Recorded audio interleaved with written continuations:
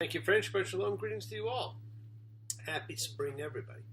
Now, I made mention we had two springs because this week we saw the solar change. And coming up on the 28th, we actually have the first day of Nisan, which is also like an initiation of spring. And it's quite fascinating one to the ancient biblical world. Biblical man believed it was the day of creation, the day of the Big Bang, and we're told it's the first day of the year. It was a very special day to the ancient Kabbalists who believed you could put out special intentions for the year coming up, your kavanot, your intentions. So you put it out for the year ahead, and you transform your life to its greater purpose and direction. And we're going to be doing a special program this weekend to mark the date, to give you notice of what you do need to do, and to celebrate the movement of time and the change of seasons. Now, I'll also provide you with a guidebook on setting your intention for the year ahead to form inspiration for each and every month. And I am inspired by having had so many of you wanting to participate and sharing in this great group of fellow soul searchers coming together every week in this great community, House of Spirit, Beth Ruach. So let's come together, and please do go ahead and invite everybody you know, physically or spiritually, to gather and share. From Psalm 133, the Hine Matov, come together. Hine Matov, Manai, Shevet Achim Gam Yachad. Hine Matov, Manai, Shevet Achim Gam Yachad. How good and how pleasant it is for brothers and sisters together. Community, community, community, together.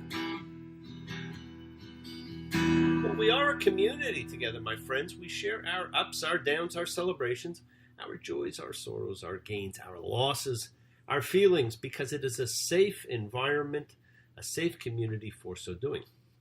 I want to send birthday greetings out to my old friend Stephen. As they say, it is not the years in your life that count, it is the life in your years, and you have and continue to live life to the fullest. Have a wonderful celebration, my friend.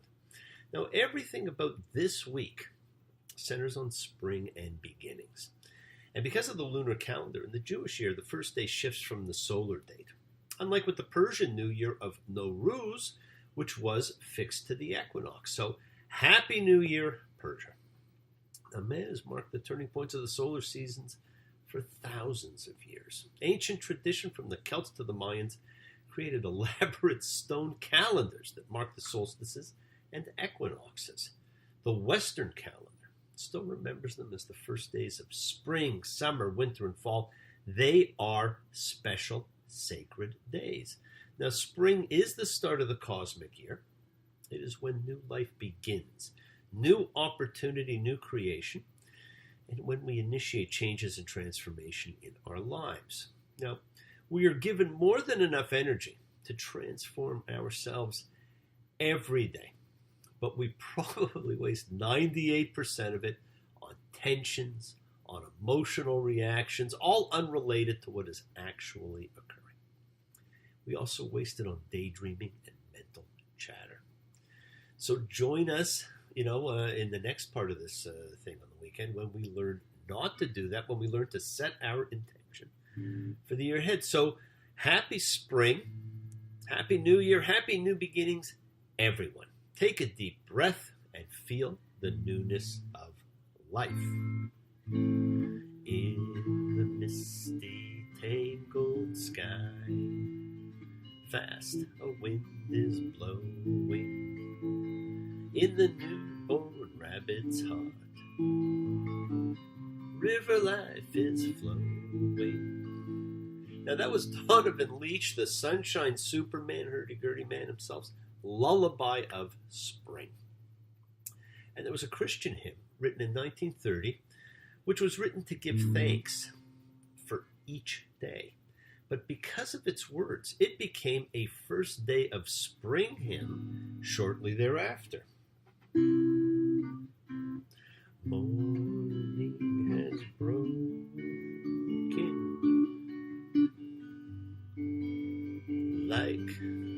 first morning, blackbird has spoken like the first bird. Praise for the singing, praise for the morning,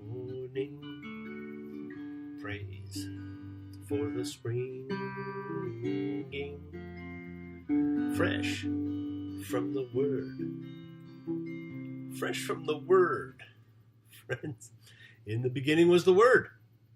And that song, of course, exploded on the world in 1971 when it was popularized by Cat Stevens. Now, I have to tell you, it did not feel like spring this year. It's a little on the cold, gray, and snowy side. But spring does herald baseball, new life, new growth, restoration. So let us all together take a moment to send restorative energy out to everybody as we express gratitude for what we each have, renew spirit and energy with and for each other. Take time to be thankful for all the wonders of life, our health, our happiness, our families and friends, the like-minded support and care we get, and the great love that envelops us all. Let's share that goodwill and love with those in need. Send out positive energy to help heal all those in need of healing. Help renew those in need of renewal. Remember, sending goodwill, love, peace, thanks. It's such an easy thing to do, to transmit energy to everybody you know in need or want. Spring is a time of the year that signals healing, so let us send out healing energy to all who need it. Think of those you know, for them, for Lindsay, for Francis, for Philip, for Rosemary, for Elmo, for all of you, for love, for renewal, the kindness, healing, wishes, goodwill, and love you all send out circles of the world, finding those in need. So thank you, each and every one of you. Me, Shabere, Avoteinu, Makor Chabracha, Limoteinu, may the source of strength who blessed the ones before us help us find the courage to make our lives a blessing. The renewal of body, the renewal of spirit. Let us say, Amen. Misha Baruch, let us all have our spirits renewed. Now, I know I said that everything this week is about beginnings, but I lied. We've reached the end of Exodus, and it is marked by a double parsha, Vayakel and Pekudei, and he assembled and accounts. Now, we've not had a double one in a while. It's a product of the calendar. This one is fairly repetitive of all the stuff you've read before, and simply is about making stuff. But you know what? It never really is just simply anything, is it? Anyhow, it is about all the stuff we read about. You can read it. I'm not going to talk that much about it. I will simply point out a few things. And one of the things that you will notice is that you will see in the Torah that an essential command from Moses to the people, and our belief, of course, is everything that Moses commands is on the instructions from God. And this particular command is repeated on several occasions, that you shall neither add nor take away from the given law. So the first thing Moses does on his descent from the mountain with the new tablets is give the essential instruction about observing the Sabbath. Exodus 35:1. These are the things that the Lord is charged to do. 6 days shall tasks be done, and on the seventh day there shall be a holiness for you, an absolute Sabbath, which meant ceasing, for the Lord. Whosoever does a task on it shall be put to death.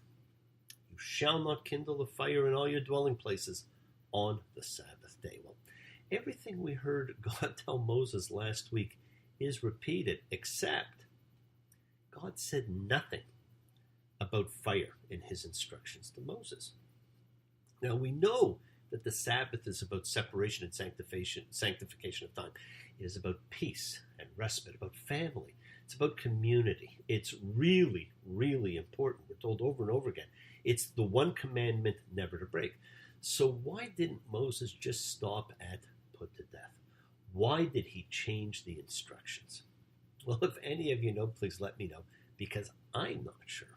In fact, I wonder if, whether this simply points to the beginning of Moses' own elevation of self, of Moses demonstrating the traits of humanity, of ego, and we will see further incidents with him which all contribute to his ultimate downfall.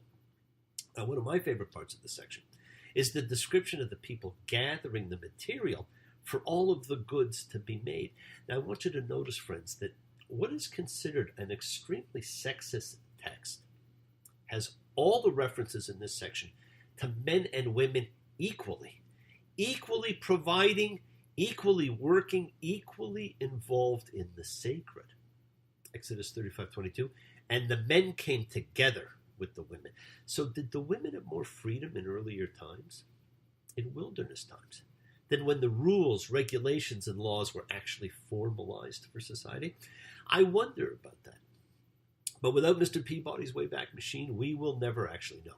But I suspect ancient Israel was a much more equal, all-inclusive society than we suspect. One law for all equal, and that is emphasized over and over again. Now you see, even here, the central point is that the women and the men are equally enthusiastic in support of the sacred place, perhaps pointing to different periods when this great book was actually written, edited, and crafted. Now, at some point, the realm of the sacred was simply taken over by men, and it still predominantly is. Hey, mention priestesses, and you think of pagans and sibyls. Now, the people are commanded to bring donations. We saw that. And they bring far more than what was required of them.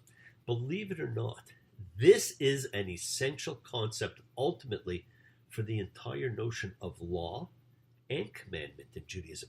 The law is not regarded as a burden. It is mandatory, yet one fulfills it out of choice and with joy. And so the word for commandment, mitzvah, has two meanings still to this day. It means a law that must be obeyed, but it also commonly understood to mean a good deed freely performed. When someone does something good, you say it was a mitzvah. Like when Larry David interrupted the baptism. This is, my friends, the cusp of a new age of man, what we're seeing taking place in the wilderness generation. Now, in his poem Works and Days, the ancient Greek poet Hesiod defined 5 successive ages of man: golden, silver, bronze, heroic, and iron. Now, those are all fascinating periods, and they tie in with a lot of other ancient writings about the ages of man, and even the early parts of Genesis, which talk about the heroic age of man. But just think also about Nebuchadnezzar's dream from Daniel 2:31. The dream featured a huge glorious statue of a man. Its head was made of pure gold, its chest and arms of silver, its belly and thighs of bronze, its legs of iron, its feet partly of iron and partly of baked clay. Then a rock cut not by human hands hit the foot of the statue, and the whole image became like chaff on the threshing floor, while the rock became a huge mountain and filled the whole earth. Now, none of Nebuchadnezzar's wizards can interpret the dream, just like none of Pharaoh's could. Now, of course, this is from where we get the phrase feet of clay from, meaning a weakness or a character flaw, especially in people of preeminence. Daniel's interpretation was that the statue represented the ages of man, each diminished from the one before until the last, the divided kingdom. Now, history has identified for us the first 4 as the Babylonian, the Persian, the Greek, and the Roman empires. Oops, looks like we might be in the crumbling 5th, and right about now, that does not look too far off the mark. But I think my favorite line in here is Exodus 36:5. And they said to Moses, saying, the people are bringing too much for the work of the task that the Lord charged us to do. And the people were held back from bringing.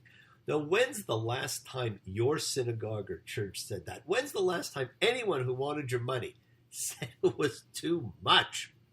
I guess that would be like God and the priesthood winning too much. What a generous group. Now, friends, to put these sacred acts in a time frame for you, We are told in Exodus 41, and the Lord spoke to Moses, saying, on the day of the first month, on the first of the month, you shall set up the tabernacle. Well, there you have it. The first of the first, and it's coming up in a couple of days on the 28th. It's a big day, the day for setting up the tabernacle of your hearts.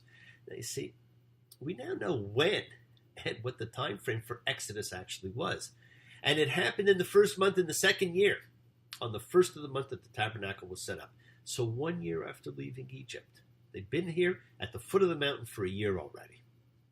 They've built what they needed to build. They're ready to go forward. And believe it or not, all of this is just a prelude to the Festival of Freedom. So freedom. What does it mean? It's coming up in a couple of weeks. What is it? What is it to you? How do you define freedom? You know, I've thought about it, and I think freedom is your ability to be you. Now think about it. You can be whoever, whatever, wherever you want, and you can be you. You can work on being the real you by observing the 12 days of Nisan ritual that we have coming up in a couple of days. And you'll learn how to do that, and you'll learn how to find out who the real you is. Well, I thought that the rain would cool things down, but it looks like it don't. I'd like to get you to change your mind, but it looks like you won't. From now on, I'll be busy. Ain't going nowhere fast. I'm just glad it's over. Seeing the real you at last. Now, do you even know who the real you is? You can find out. Anyhow, everything is built, everything is ready. And to signal the readiness, we're introduced to the idea of the glory of God as a tangible item. Do not forget, God would be tenting and traveling among the people now, and you're going to constantly be reading during, especially once we get past Leviticus and get into the Numbers, the wilderness journey, all about the glory of God. Exodus 40:34. And the cloud covered the tent of meeting, and the glory of the Lord filled the tabernacle. I've looked at clouds from both sides now, from up and down, and still, somehow, it's clouds' illusions I recall. I really don't know clouds at all. Well, we're going to get to know clouds pretty well now. The cloud and the glory, they appear to be virtual synonyms, or at the very least, overlapping terms. Now, the Lord's glory, kavod, is clearly a palpable, concrete manifestation of the deity for all the metaphysical attributes that later theology would attach to it. And if the cloud would not be lifted, then they would not travel until the day that it would be lifted. Because the Lord's cloud was on the tabernacle by day, and the fire would be in it at night before the eyes of all the house of Israel in their travels. Friends, what an ending.